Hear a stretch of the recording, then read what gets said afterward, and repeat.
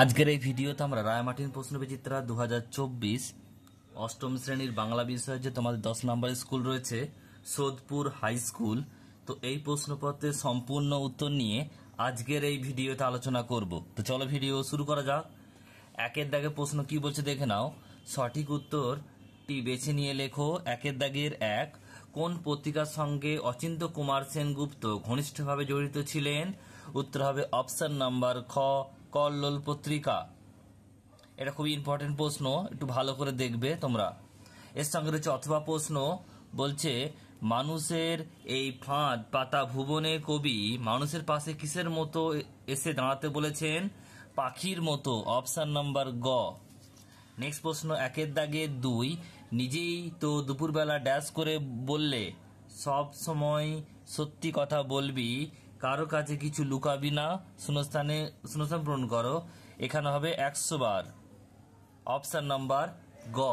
Next প্রশ্ন রয়েছে অথবা প্রশ্ন, বৃক্ষ শিশুটি মাটিতে ঢাকা পড়ে যাওয়ার ফলে কিসের হাত থেকে রক্ষা পেল? শীত ও ঝড়, অপশন নাম্বার গ। একের দাগে তিন, এ তো মেয়ে নয়, দেবতা নিশ্চয়। এখানে দেখো তোতে দাগ রয়েছে, বলছে রেখাঙ্কিত পদটি কিসের উদাহরণ? আলংকারিক অব্যয়, অপশন নাম্বার খ। নেক্সট প্রশ্ন বলছে একের দাগে চার, বলছে তোমার নাকি মেয়ের বিয়ে, এটি কি জাতীয় বাক্য? লগ্ন প্রশ্ন, অপশন নাম্বার খ। একের দাগের পাঁচ, তিনি আমাদের সাত গাঁয়ের মাথা, এখানে মাথা শব্দটি কোন অর্থে প্রযুক্ত? প্রধান অর্থে। নেক্সট প্রশ্ন একের দাগে ছয়, একটি আত্মবাচক সর্বনামের উদাহরণ? শিশুগণ দেয় মন নিজ নিজ পাঠে। পরের প্রশ্নগুলো দেখে নাও, যেগুলো টেক্সটের বইয়ের পেজ নাম্বার ওটা দেখে নিও তোমরা, আর যেগুলো আমি এখানে রয়েছে প্রশ্ন বাকিগুলো আমি দেখিয়ে দেবো, তোমাদের প্রশ্নগুলো তোমরা দেখে নেবে। দুইয়ের দাগের প্রশ্ন একেরটা বলছে, দুইয়ের দাগের এক, প্রত্যেক বীজ হইতে গাছ জন্মে কি না? কেহ বলিতে পারে না। কেন এই মন্তব্য করা হয়েছে?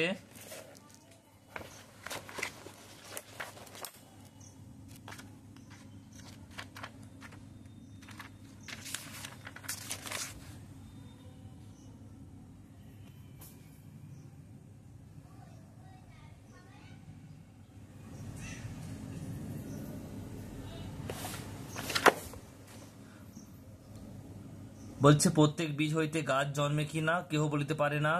কেন এই মন্তব্য করা হয়েছে? এটা হচ্ছে 103 নম্বর পেজে রয়েছে।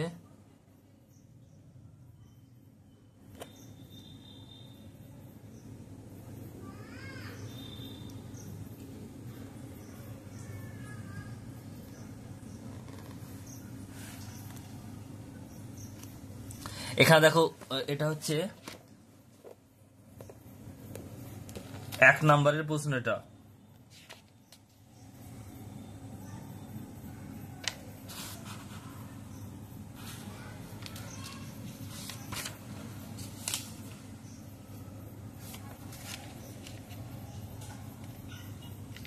এখানে প্রশ্ন এটুকু লিখে দেখে নাও।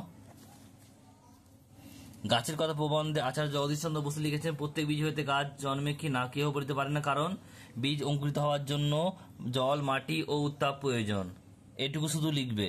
এটা 1 নম্বরের প্রশ্ন, বেশি লেখার প্রয়োজন নেই, শুধু এটুকু লিখবে তোমরা, শর্তগুলো লেখার দরকার নেই। এটা হচ্ছে 2 নম্বরের প্রশ্ন। নেক্সট প্রশ্ন পরেরটা বলছে, সব পথে ঘুরেছি বিথায় রে, কে কোথায় বিথা ঘুরে চলেছে?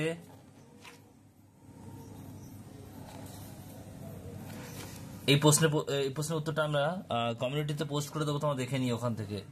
নেক্সট প্রশ্ন দেখো, তিনেরটা বলছে দুইয়ের দাগে তিন, গড়াই নদীর তীরে কবিতা, এখানে সুখের কাহিনী নানান সুখের কাহিনীর নানান বলছে আখরে কিভাবে অঙ্কিত আছে?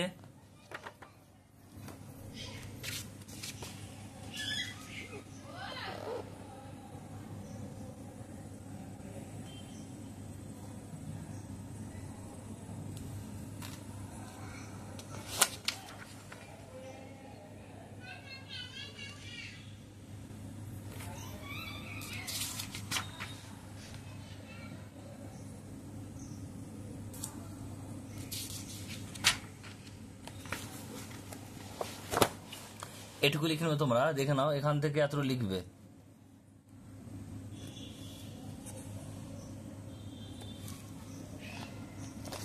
নেক্সট দেখো পরের প্রশ্ন কি বলছে।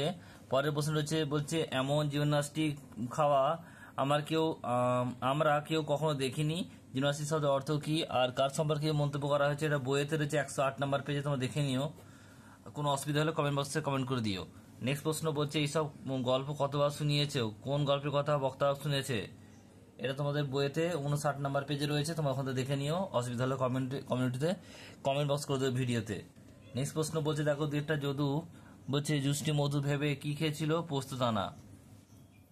নেক্সট দেখো পরের প্রশ্নগুলো হচ্ছে 3 দাগের প্রশ্ন। 3 দাগের বলছে একেরটা সেই প্রথম বলছে আমরা পাবলিক বাংলা ভাষার জন্য লড়লুম, বলছে উক্ত মন্তব্যে তাৎপর্য বিশ্লেষণ করো। এটার উত্তর দেখে নাও।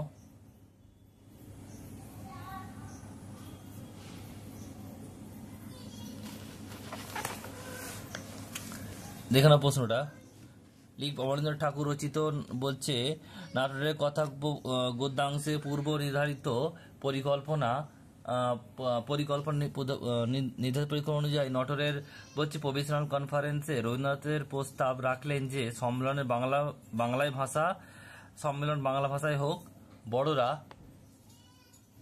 বড়রা কেউ এই প্রস্তাব মানলেন না।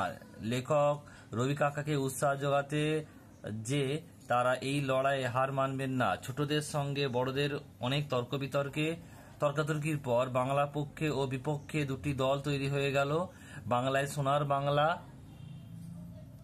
গানটি গাওয়া হলো, তারপর ইংরেজিতে বক্তৃতা দেওয়ার চেষ্টা হতেই ছোটরা সকল বাংলা বাংলা বলে চিৎকার করে বক্তৃতা ভেঙে দিতে লাগলো। অবশেষে সকলে হার মেনে বাংলা ভাষায় প্রস্তাবটি মেনে নিলেন এবং সম্মেলনটি শেষ পর্যন্ত বাংলাতেই সম্পন্ন হলো। এইভাবে লেখক ও অন্যান্যরা বাংলা ভাষার জন্য প্রথম পাবলিকালি লড়াই করেছিলেন। নেক্সট প্রশ্ন পরটা অথবা রয়েছে রমেশ বিস্ময় হতবুদ্ধি হয়ে গেল। রমেশের বিস্ময়ের কারণ কি?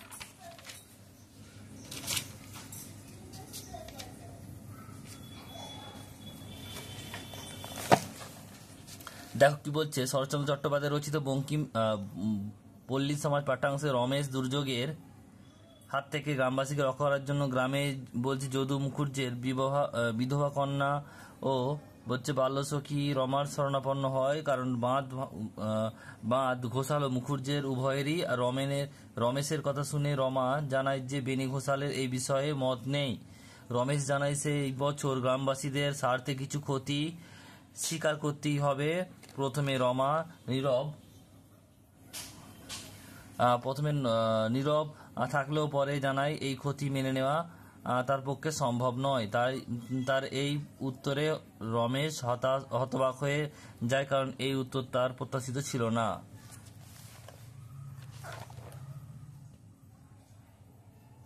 নেক্সট প্রশ্ন পরেরটা রয়েছে, দেখো পরের প্রশ্ন,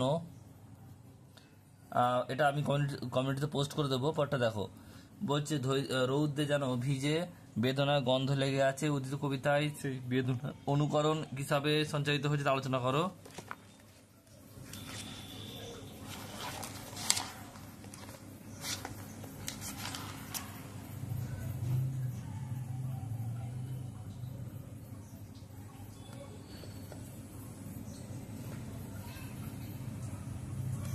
এখানে দেখে নাও প্রশ্ন উত্তরটা।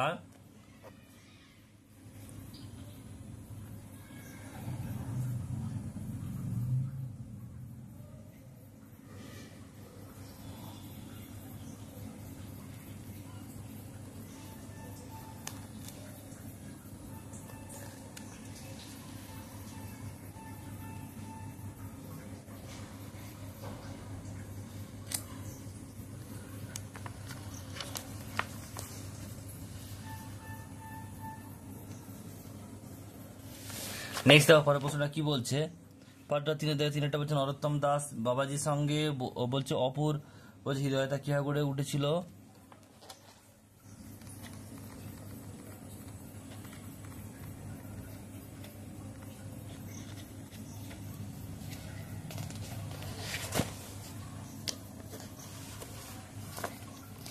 বলছে হরিহর ছেলেকে সঙ্গে নিয়ে মাঝে মাঝে গ্রামে নরোত্তম দাস বাবাজির কাছে নিয়ে যেতেন। বাবাজির সঙ্গে কথাবার্তা বলতে বলতে অপু বাবাজির মধ্যে একটা স্নেহ ভালোবাসা সম্পর্ক গড়ে উঠেছিল। অন্য স্থানে অপু মুখচোরা কিন্তু সরল শান্ত দর্শন বাবাজির সঙ্গে সে সম্পূর্ণ নিঃসংকোচে মিশতে পারত।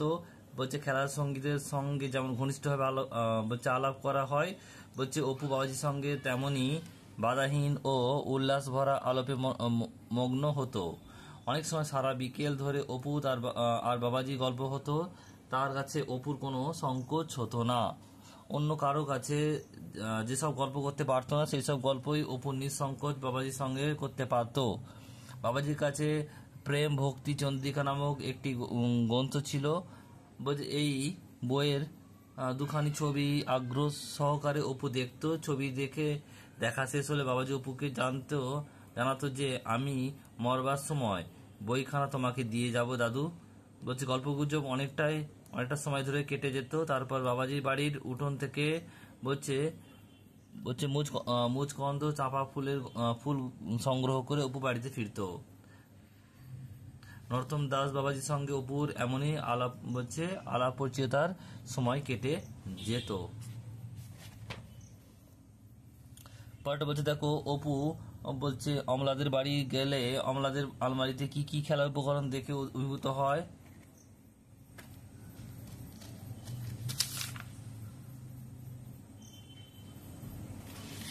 এটা লিখবে আমাদের বাড়িতে আলমারিতে অপু কাঁচের বলছে পুতুল মোমের পাখি গাছ ইত্যাদি দেখতো। এছাড়াও ও রবারের বাঁদর বলছে খঞ্জনি পুতুল ও টিনের ঘোড়া এইসব খেলনা জিনিসের অপু দেখেছিল।